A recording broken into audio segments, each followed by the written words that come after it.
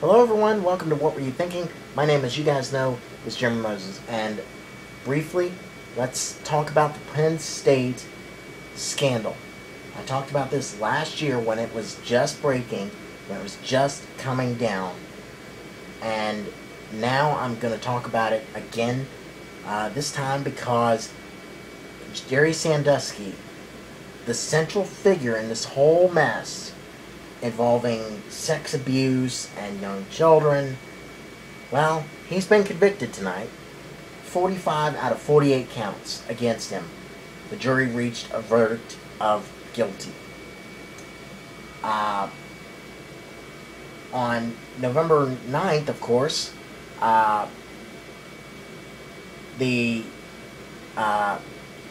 students of Penn State rioted after Joe Paterno was thrown out, yes, fired by Penn State in the wake of this whole mess.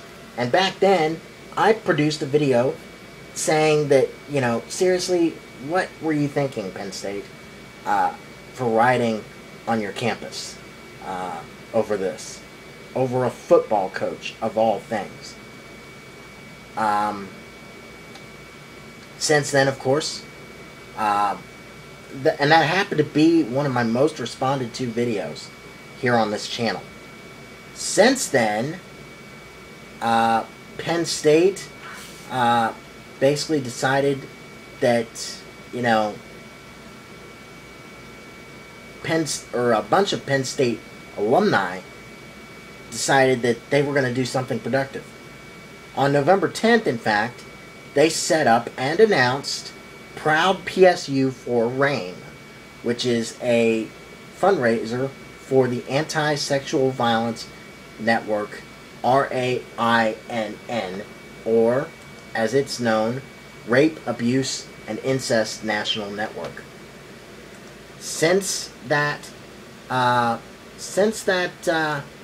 took place, or since that fundraiser began, well, they have raised, and I'm looking at it here, they have raised $530,011. That's a lot. That is a whole lot. And I gotta give major props to Penn State alumni for doing that. Now, back to Sandusky. Of course, Sandusky again convicted tonight. 45 out of 48 counts of sexual abuse against children. And now, Penn State, well, I have a message for Penn State. After the events of this evening, I hope you're not out there rioting tonight in State College. You did a little damage to your university and to your city, or you did some damage, quite a bit of damage, to your reputation with the riots in November. And you need to not do that again. Because that would be lasting damage. And as it is, Penn State's rep already suffering damage because they ended up hiring and employing a sex offender, and as he's now been convicted tonight.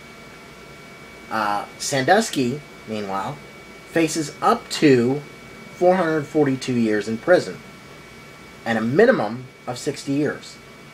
Either way, he's facing life. All I gotta say to Jerry Sandusky is get used to prison, because you're going to be there for the rest of your life. And while I won't wish what he did to those boys on him, it's pretty safe to say that in prison he may not be too well liked. And in the meantime, of course, Joe Paterno has died.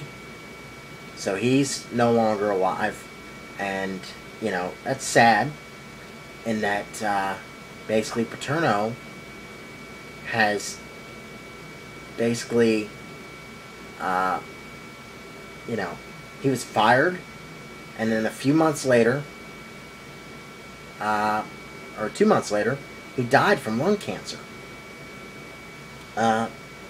Paterno remained a tenured member of Penn State's faculty.